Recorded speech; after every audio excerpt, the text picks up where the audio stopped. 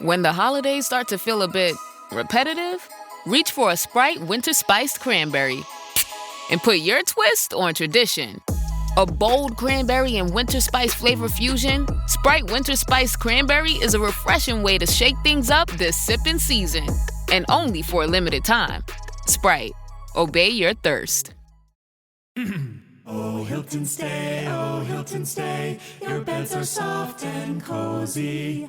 No lumpy couch, no stiff futon, no shower line at crack of dawn. Oh, Hilton stay. When you want holiday comfort you can count on, it matters where you stay. Enjoy comfortable rooms and friendly service when you stay with Hilton instead. Save up to 25% this season when you book with Hilton. Hilton for the stay. Terms apply. You might recognize him for his pivotal role hardening the DNC's cybersecurity defenses. This is an electronic Watergate. This is a break-in. Bob Lord has worked at the highest echelons of cybersecurity, including at the Department of Homeland Security, where he spearheaded the Secure by Design program at the Cybersecurity and Infrastructure Security Agency, or CISA for short. And he just wrote an open letter that was greeted by the cybersecurity community with a collective sigh of relief. It's about hack lore. Think folklore, but online. Things we think will keep us safe, but actually may serve to only distract us. They might not help at all.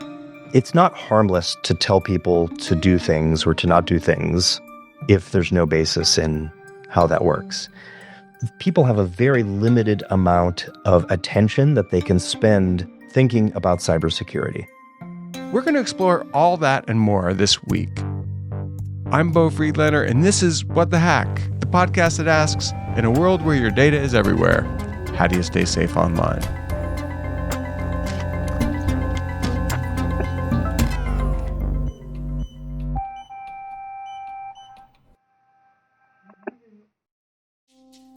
Bob Lord. Bob is the Senior Vice President, Digital Security Strategy at the Institute for Security and Technology. Previous roles have included CSO of the Democratic National Committee and Chief Information Security Officer at Yahoo once upon a time. So no stranger to the various and sundry issues that people face online. Also, a lot of the nonsense that they have to wade through in order to figure out how to stay safe. Is that fair, Bob? Yeah, that's exactly right. This is something I've been struggling with for many years. I think most notably going back to my time at the DNC when I was trying to get people to adopt practices that really would help them stay more secure. Well, okay. Way to dangle the bait. So the DNC has had some newsworthy lapses of security over the years. Were you working for them at the time? We are learning more about the hack into the Democratic National Committee, including indications for the first time that the breach went beyond the official accounts of DNC staffers and included personal email accounts. That there's security problems with DNC. Do we know that, again, on the RNC hackers side, breached they upped their private email accounts, and not just a couple, of more than 100 party officials and different groups. This is an electronic Watergate. This is a break-in.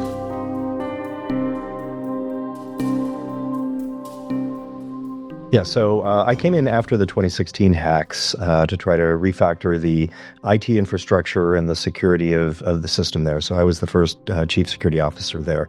And as you would imagine, we took a look around at the landscape and tried to figure out how are people being compromised. And it shouldn't be a surprise to anybody in your audience that the most common forms of compromise, including just asking people for their passwords and tricking them into coughing them up. And so those were the kinds of things that we had to really focus on to help people stay more secure. Over time, we developed a checklist because it's obviously not possible for any one person or team to scale.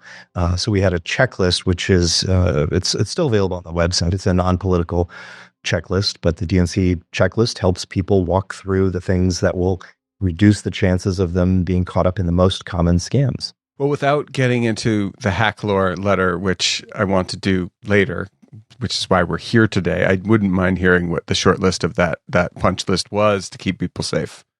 Yeah, so spoiler alert, the basics are still the basics. So so it turns out that keeping your machines up to date is a very important part of staying safe.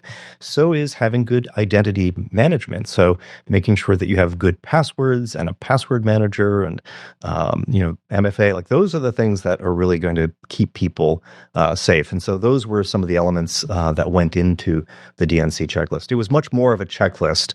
And so one of the things that we learned when we started to sit down with people one-on-one is we learned that some of the terms that we use in the world of cybersecurity aren't necessarily widely known. And so I treated the checklist like software. So I would sit down with people, go through it. They would look at me and I'd say, "What is that? What are those words you're using, Bob?" And I'd say, "Okay, let me try to use some words that'll be a little bit less esoteric." And then we'd refine the text over and over again. And over time, it got to the point where people could actually sit down and complete it in ways that did not require as much hand-holding. What's the most mind-blowing thing that you would think folks knew that didn't? And they'd say, "Can you please explain that to me, Bob?" So I would assume that everybody knew what MFA is because everybody I talk to in the world of cybersecurity knows what MFA is. And it turns out that the everyday person may or may not know, despite all of the marketing towards that particular control. But I also learned how confusing it is because we use a lot of different words for basically the same thing. So I would talk about MFA, and I would explain that that was multi-factor authentication. People would turn around and say, well, what about 2FA? And I'd say, okay, good point. Good point. There's an additional thing there too. That's really the same thing. And they'd say, well, I'm on a particular website and it talks about two-step verification. What's that? I'd say, oh, okay, yeah, okay. So apologies on behalf of the cybersecurity world. We have a lot of different terms for basically the same thing. And this was something that I think to this day confuses a lot of people. Anything else that was unexpected from the DNC days? I think that was the main thing. The easing into the hack lore conversation, people had a lot of misunderstandings about what really made your account secure. So, stop hack lore. I saw it online and I immediately was like, hack lore. I guess it's like folklore, but hacking. And sure enough, that's what it was. I open up the letter and I see that I'm not a signee, which really made me sad. A lot of guests that have been on the show, though, because we have done our job over the years. But here's the thing that blew my mind. It's calling BS on a lot of things that people think actually keep them safe and don't. What made you do this? Put this together? And did you do it alone or did you do it with a team of people? Yeah. So, I just saw so much cybersecurity advice that was aimed at everyday people that was just wrong and needed to get retired. And this happens like year after year. I would see this and I'd say, really?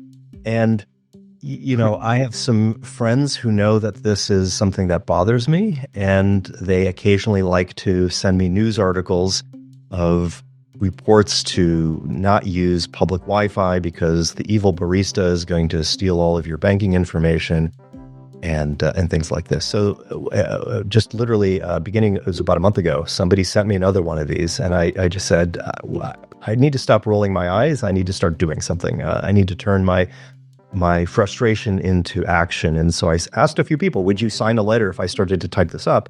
And everybody surprisingly said yes. I really did not expect so many people to immediately say yes. And so now the burden was on me. So I had to start typing, but it wasn't that hard because again, this is something I've been thinking about for the better part of a decade.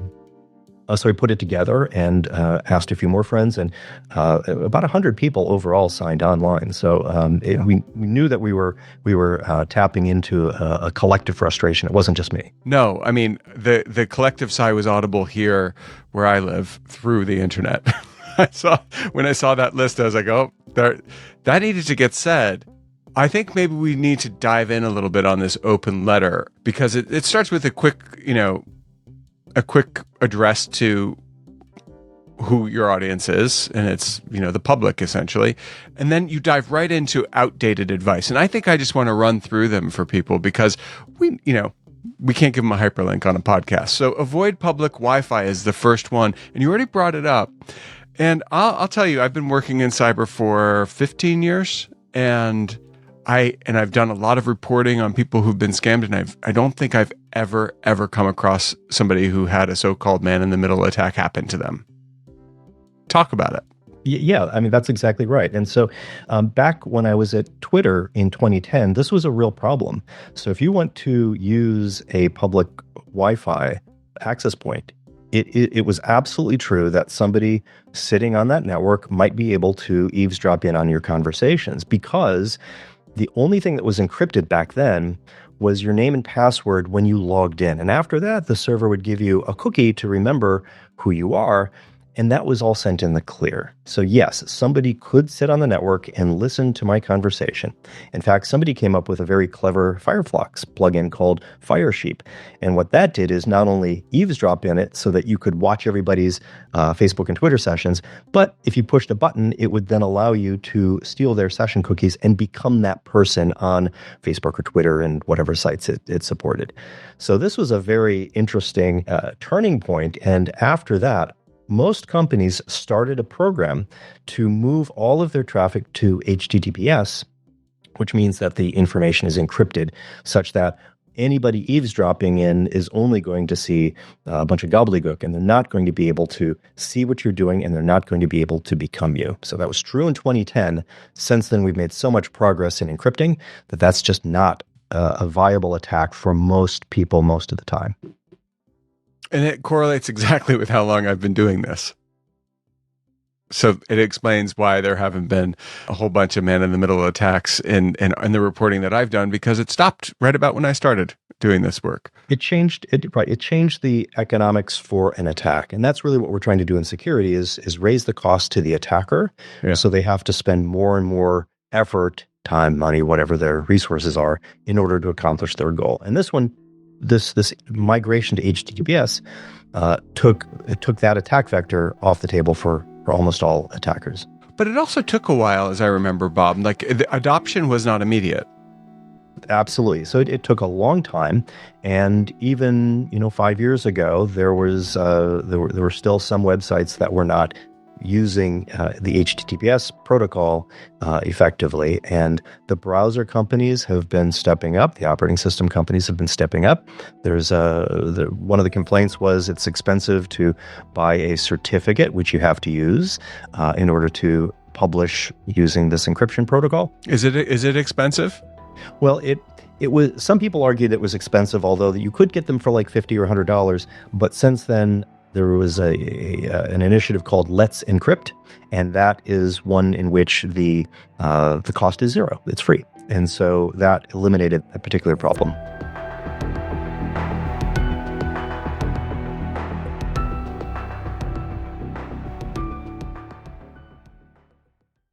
Get Popeye's Scary Good Freddy Fazbear Box with garlic palm tenders and cheesy bites with marinara sauce. Or try the deluxe box with the cupcake cup and a 20-ounce drink and see Five Nights at Freddy's 2, only in theaters. Love that chicken from Popeyes. Limited time at participating U.S. restaurants. The Who's Down in Who Newville were making their list, but some didn't know Walmart has the best brands for their gifts. What about toys? Do they have brands kids have been wanting all year? Yep, Barbie, Tony's, and Lego. Gifts that will make them all cheer. Do you mean they have all the brands I adore? They have Nintendo, Nespresso, Apple, and more. What about... So the Who answered questions from friends till they were blue. Each one listened and shouted, from Walmart? Who knew? Shop gifts from top brands for everyone on your list in the Walmart app.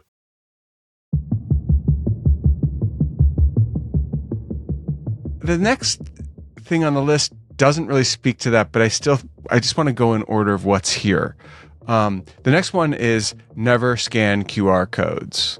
So obviously people think I'm going to go to a restaurant, I'm going to scan this code, and it's going to have access to, it's going to log every single keystroke, and it's going to know everything about me, and I'm dead. I'm going to die.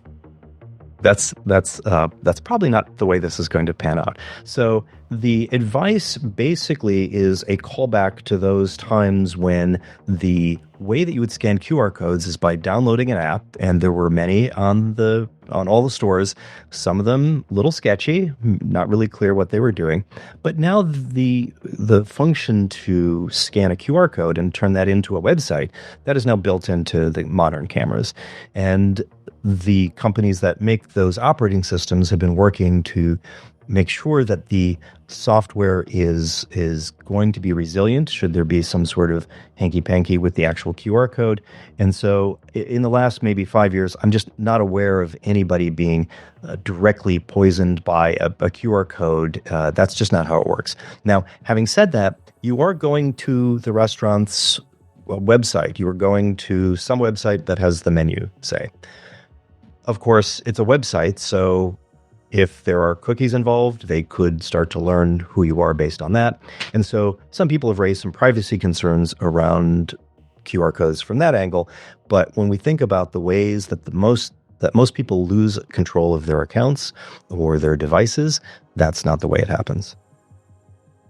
Okay, now, what the heck? We're guilty of spreading some of this nonsense. So over in the past, I think some of it is sort of just lack of update, right? It was true 10 years ago, it's not true now. It was true 5 years ago, it's not true now.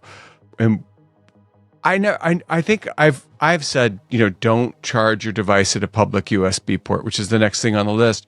And to be honest, I don't know that I know for a fact that juice jacking is a real thing. I know I've said it 1,000 times, and yet I also know that it was something researchers figured out, but it never did escape into the wild. There was a really good talk at DEF CON, I think it was in 2011. So this is a hacker conference, and somebody demonstrated something that allowed them to take advantage of the fact that USB ports can not only do charging, but they can send data, which of course we know. And what they were able to do is demonstrate an attack that took advantage of this feature of modern phones, modern at the time. Not long after that, the phone companies seemed to understand what was happening and made a number of corrections. And I am not aware of any juice jacking taking place in the wild. There was one report I chased down, which it took me a little while, but it got all the way back to a particular sheriff's department. And I believe it was Zach Whitaker who wrote a report based on that. He called and asked them for information about what sort of cases they were prosecuting or at least investigating. And they replied that there really weren't any. They were just trying to warn people. So what happens is we mistake possibility for probability, and we start to warn people. And the one thing I should mention here, this is sort of a meta comment. It's not harmless to tell people to do things or to not do things if there's no basis in how that works. People have a very limited amount of attention that they can spend thinking about cybersecurity. And no matter what they tell you, people are not willing to spend hours per month protecting their digital lives. They have things to do. They don't even want to spend hours per year. My personal experience is that when I talk to people and really get in the weeds, people will spend precious few minutes per year doing the things necessary to protect their lives. So when we pollute the airwaves with things that won't make them safer, we're actually stealing time from them doing the basics. Mm-hmm. So this hack lore is not, people say, well, what's the harm? It turns out that there's a lot of harm because you're robbing them of the opportunity to get safe.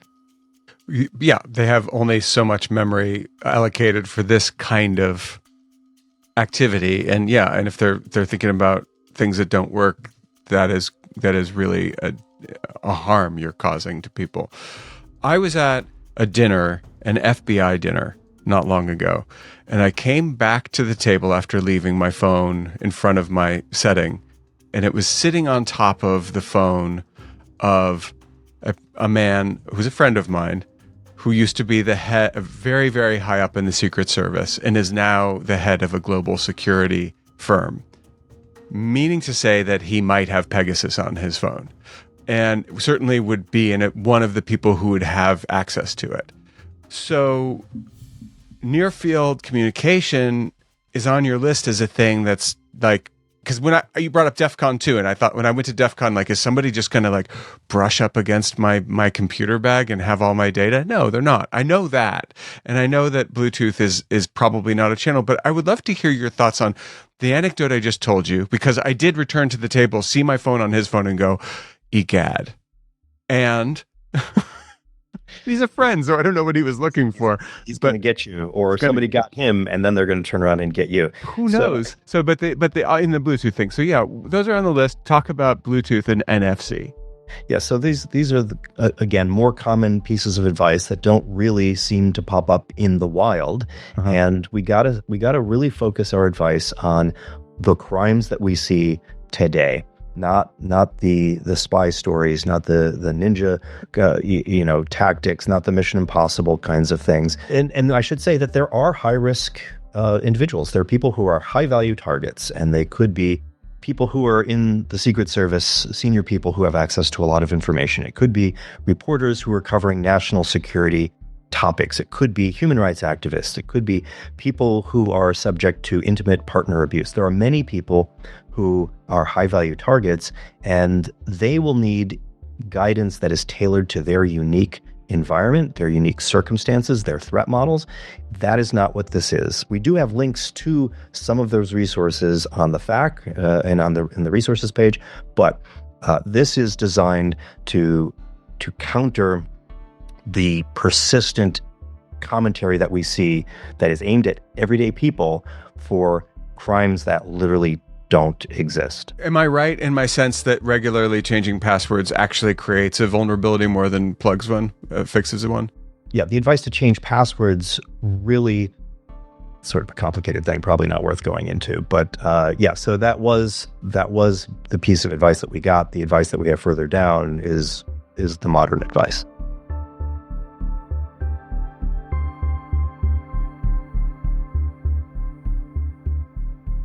So like FUD, fear, uncertainty, doubt, that kind of marketing around cybersecurity products and services is where I think some of this echo chamber took root, because you had a marketing motion where people had a job to do. They needed to get people to sign on, use a SaaS, use this, use that.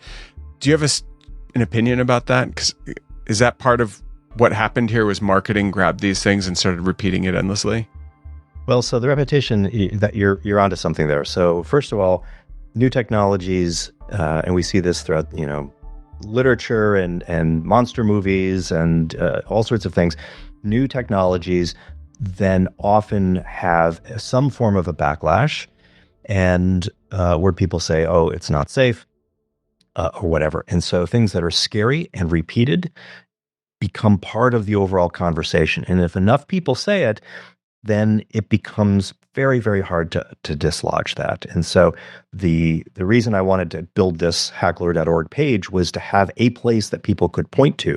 Mm-hmm. Otherwise, there really, to the best of my knowledge, there really wasn't any place that was specifically focused on debunking myths. There were a lot of conversation all over the place. A Facebook comment here, LinkedIn comment there, but there wasn't a central place where people could create a link to debunk this, to explain the repetition isn't warranted. And even, and you're probably going to ask me about this, but there are government sites, there are very well-meaning non-for-profits that have repeated some of this stuff. And once it gets into this system, it without some place to push back, it just keeps spreading. And so that was another motivation, was to say, point people here. And it explains why you needed 100 co-signees on the letter, because now you have 100 people in this business saying this is right. It's simple and it's correct. Let's get into what is correct, because talking about FUD actually gives me indigestion. So, and it's not just because I'm old. So the first recommendation for the public that the Stop Hacklore letter presents is keep critical devices and applications updated. And the whole world just said, duh. But they didn't. Can you talk about that? Well, it's very funny because this is one of those things that most security practitioners know, but a lot of everyday people don't fully understand. And if somebody had a bad experience with a software update at some point back in 2005, they're once burned, and then they're forever hesitant to move forward. So I think we really wanted to emphasize the fact that for example, a lot of the links that people send me, they say, well, what about this, Bob? And I say, right, this affects everything up to Android version 13. We're on version 16 now. So, and by the way, if you're running these really old versions of Android, more than 3, 4, 5 years old, or iOS or any operating system, any one of these scams is probably the least of your problems. You probably have a lot of other issues as well. So, and I recognize the reality is not everybody can update to the latest phone all the time. So there's some real tension there for sure. But the operating systems, the application makers, you name it, continuously improve the security of their products, and we need to make sure that we're doing our part to adopt those new versions when they come out. Now, I'm also a guy who started the Secure by Design program at CISA within the government. So my whole thing is I want to move the burden of staying cyber safe back to the manufacturers. Nevertheless, we are where we are today, and part of that responsibility is to make sure that you apply those security updates. Bob, so what do you say to somebody who says, no, I'm using Windows 95, and therefore, and I have a flip phone or whatever, I have the first iPhone, whatever. Therefore, because I'm using these systems that nobody's targeting anymore, I'm actually safer. If they're going that far back, I don't know that I'm going to be able to reason my way through. I don't know if I'm going to be able to convince them, because it sounds like they've already convinced themselves what they're going to do. Yeah. The reality is that the tools for automating attacks against systems are quite good, and I wouldn't count on thinking that something is too old to be hacked. So there's no planned obsolescence on the attack front. The attackers will do what works. Now, having said that, they're mostly going after the large-scale compromises. They're not necessarily going after you. So somebody could possibly argue that they are going to be a little bit more immune to the most common attacks. But again, I think that's probably not that's not a good strategy long term. Now, it's an age-old among security people. It's an age-old chestnut that good security is something something you have, and something you are. Multi-factor authentication's on the list, and it doesn't have to include, jumping on a scale and doing a butt scan and a retina scan, and there's some cartoon I watched with my children once upon a time that included all that silly stuff, or Tom Cruise blocks on Mission Impossible. It's much simpler than that. Talk about multi-factor authentication and why it works. So I think I first deployed MFA, I think it was in 1997, something like that. So it's been around for a very long time in various incarnations. And so the basic idea is there are ways that attackers can sometimes learn your user account name and your password. And if they do that, then they would be able to log into an account. And we don't want that. So the question is, what additional friction can we throw at the attacker that will limit their ability to get access to your account? And the answer is sending another piece of information. And that information could be a text message that you get on your phone. It could be an authenticator app that you use on your device. It could be passkeys, which is the more recently announced and propagated technology, which is really the gold standard for MFA. So we want to be able to have that additional assurance.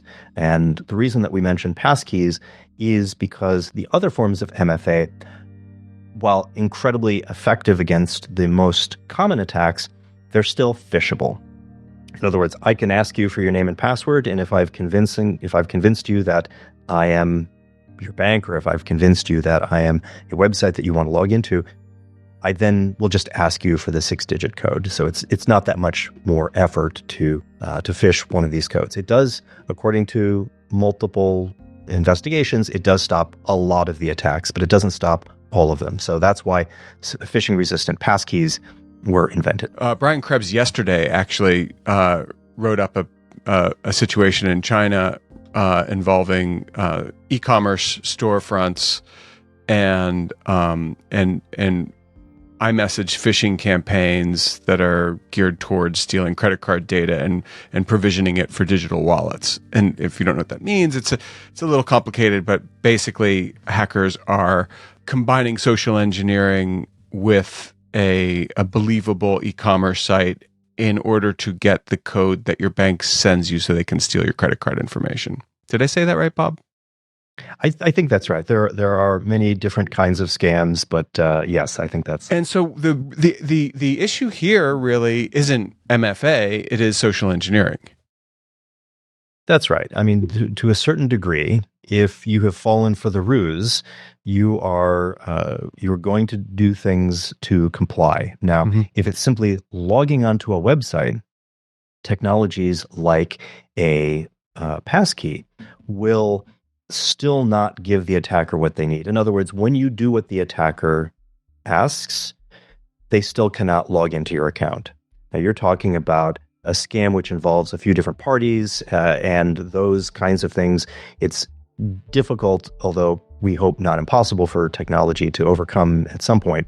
But that sort of falls outside the scope of what we're advising here on this hacklore.org page. No, and that is kind of the point, I think. The big takeaway point is that there are exceptions to everything out there if you're a high value target. If there's a reason, and by high value, it doesn't, I'm not telling you this, Bob, I'm telling our listeners, by high value, that doesn't mean that you have a ton of money. It doesn't mean that you have a Bitcoin wallet dating back to the beginning of time.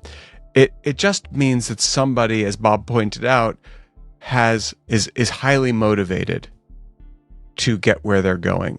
So it could be a domestic abuse situation. It could be a lot of things. And you know if you're a high value target. And if you know that, then this isn't for you. We're talking about a baseline security protocol right now. Is that fair? Yeah, that's fair. The one nuance I would offer is some high-value targets don't believe that they're high-value targets. Okay. So this is the strange thing. Okay. There are everyday people who mistakenly, through all of this hack lore, believe that they're going to be victimized by Mission Impossible-style hacks. That's not true. On the other end of the spectrum, there are high-value targets who've not emotionally fully gotten over the fact that they are high-value targets, and that criminal groups or nation-state attacks are going to come after them. So I think some people have actually suggested, can you work on those people for your next project? I know it's like one theme at a time. Well, you were at CISA. So CISA, I mean, I have to say, I have been in the room with a senator. I've interviewed a bunch of senators, so this is fair. A senator who was having trouble with something. I said, well, what's the password? I'll fix it. And they told me. And the password was dumb. The password was, you could crack it in 10 seconds. And if you don't know what cracking a password means, listen to what Bob is going to tell you next, because the next two things on the list I think we can do in one shot, which is passphrases and password managers. People think like, I'll get a password manager and it's going to solve everything.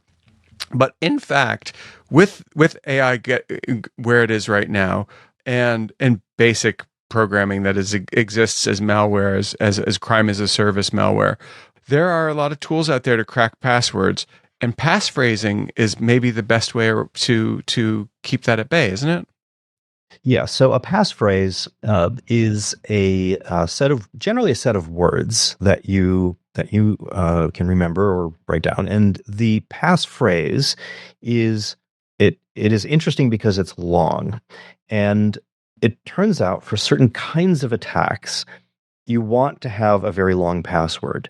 Now, those kinds of attacks are generally focused on times when somebody has broken into a let's say, a website, and they've stolen the user database. Generally speaking, that database will have each password. It'll be hashed in such a way that it looks like gobbledygook. However, there are very efficient tools which will then try to reverse that particular password to figure out what it is. And if you have a shorter password, even if you've used upper and lower case, even if you've used special characters, it turns out that those will not be sufficient to thwart the person who's trying to crack your password. So a longer password is really what does it. And it turns out you can actually use English words. You've probably seen much advice to never use any English words.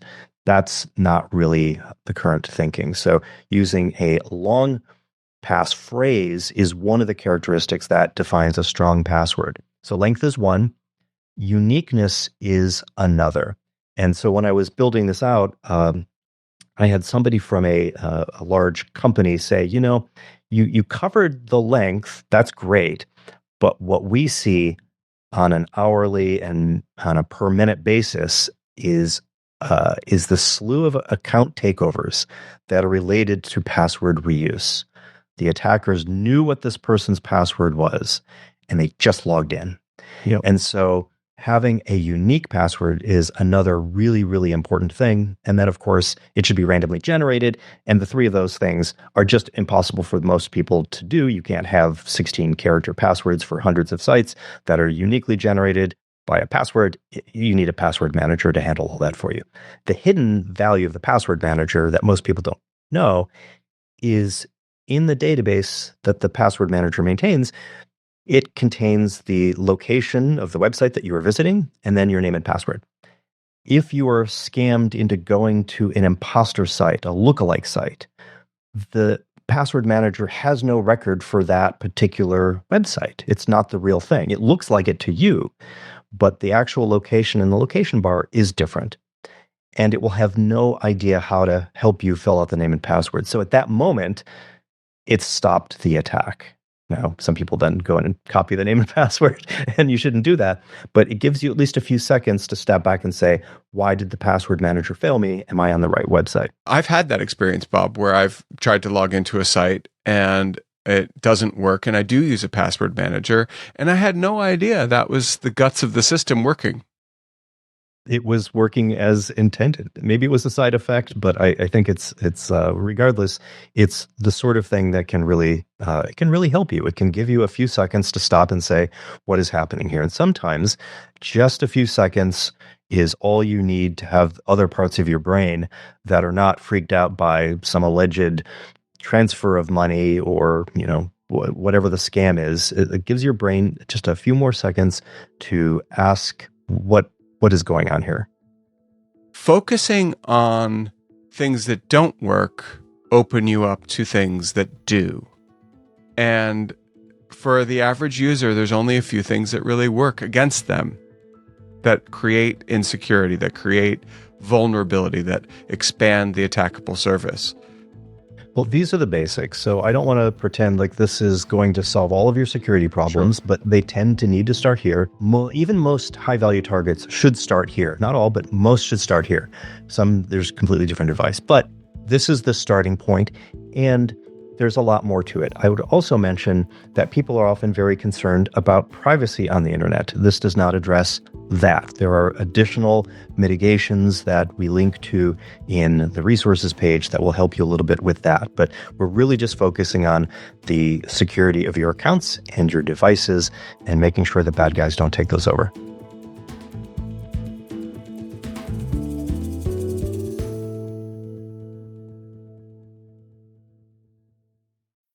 Here's my 30-second story with Guinness. As soon as my sister and I get home for the holidays, we don't even unpack. We head straight to our pub. The bartender already knows our order, Guinness and fries. We laugh all night, catch up with old friends, and walk home with faces sore from smiling. It's one of my favorite nights of the year. That was my 30-second story with Guinness. Guinness Draft Stout. Please enjoy responsibly. Imported by Diageo Beer Company, USA, New York, New York. This is Jason Momoa, and I'll be your finance professor today. Welcome to Banking Smarter 101 with Chime. Bam! First lesson, sign up for Chime and set up direct deposit. You'll be joining millions of members banking fee-free. Second lesson, get cash back on eligible purchases while building credit and a higher APY on your savings. That's how you bank smarter this season. Fa-la-la-la-la, class dismissed. Join Chime today. Chime is a financial technology company, not a bank. Banking services and a secure Chime Visa credit card provided by the Bancorp Bank N.A. or Stride Bank N.A. Members FDIC. Optional services and products may have fees or charges. Details at chime.com/fees-info. With a qualifying direct deposit, earn 1.5% cash back on eligible secure Chime Visa credit card purchases. On-time payment history may have a positive impact on your credit score. Results may vary. APY means annual percentage yield. Learn about credit building and more at chime.com.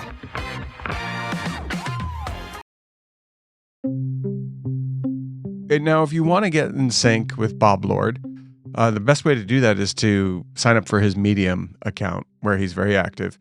There's a few posts there you should read right away, including Attack of the Evil Barista, The Quiet HTTPS Revolution. That took a second.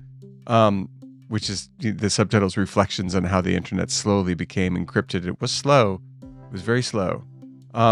Juice-jacking hack lore. Chasing down leads on alleged juice-jacking attacks. Now, all of these are super interesting and worthwhile, and I recommend them to you to read whenever you get the chance. Bob, is there anything else, anywhere else you want to send people? The main thing you can do is, if you're interested in keeping current with hacklore, is you can go to hacklore.org, and there is a sign-up page for the mailing list. What are we going to get when we sign up for that mailing list? Well, I just sent the first one last night and included some advice on how people can extend the work that we're doing here. I think the most important thing is to get many voices saying the same thing, many people speaking to reporters, going on podcasts, debunking information wherever they see it, but also within their organizations. It may well be that their security or IT teams have put out information that contains a little bit of hack lore, and I think that there are ways to gently suggest to those folks that they go back and rethink some of these things. So I'm really trying to extend the work so it's not just me and 100 of my best friends, but it really is thousands more people. So you'll get a little bit more information there, but I'm also looking for feedback from people to tell us how they think about the program and how we should expand it, if we should expand it, or how we can finally put the site to bed. That for me would be a great thing, is for us to be able to, a year from now, be able to say, we're pretty much done. We're going to close down the site. And what are you going to do with our mailing addresses, our email addresses? It's literally just me at this point. I'm not selling it. I'm not monetizing it. I'm not spamming you with anything else. And if you don't like the newsletter, you can just click unsubscribe, and you'll never hear from me again. Did you hear that? You have agency, people. Agency. And if you feel like you don't have agency, start with the hack lore list. It's really simple, and it's an effective way to start the first and most important layers of your personal cybersecurity routine. Bob Lord, thank you so much for joining us to talk about hack lore. My pleasure. Thank you.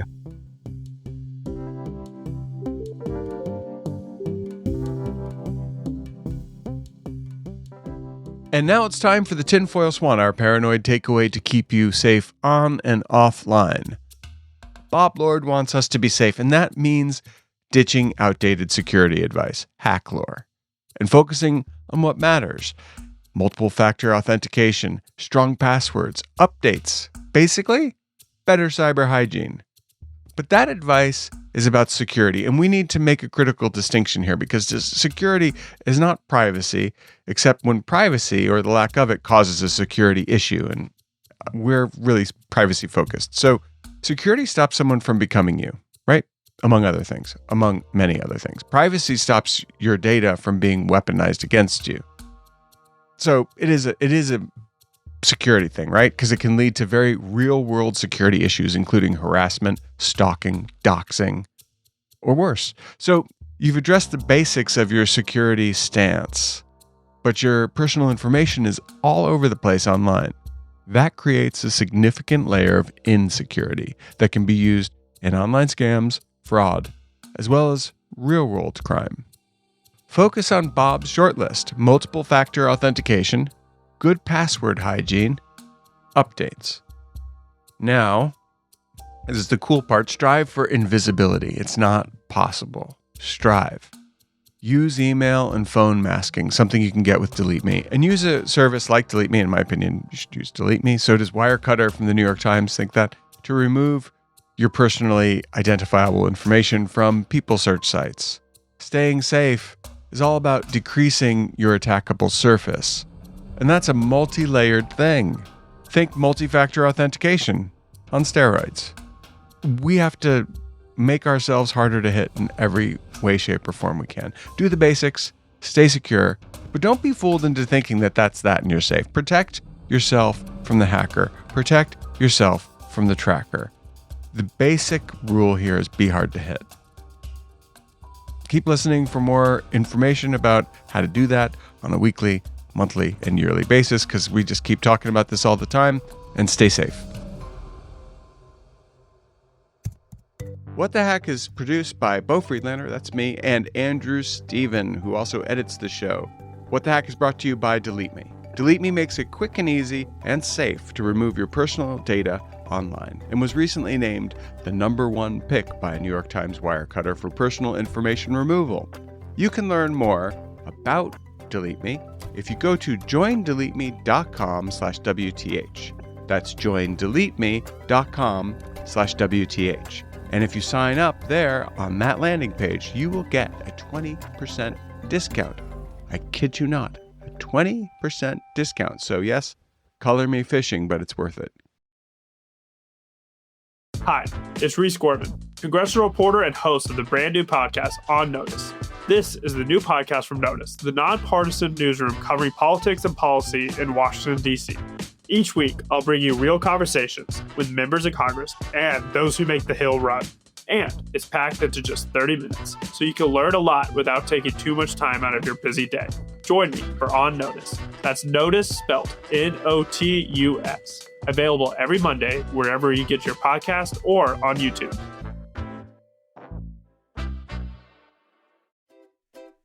Why have 3 Gilmore Girls in a small town resonated with generations of fans? And what does a TV series that ended nearly 2 decades ago reveal about who we want to be? Generation Gilmore Girls is a brand new 3-part podcast series that looks for answers where it all began, in Connecticut. Hosted by me, Chloe Wynn, and produced by Connecticut Public, the same award-winning NPR and PBS member station behind the chart-topping podcast Generation Barney. This series is about the TV we love and how it shapes us. We'll take you inside the creation of Gilmore Girls, why we keep revisiting it, and the impact the show has had on its home state. Whether you're a longtime fan or new to the show, this podcast offers fresh insights and heartfelt nostalgia. Follow Generation Gilmore Girls on Apple Podcasts, Spotify, or wherever you're listening now. Trust me, it's worth the trip back to Stars Hollow.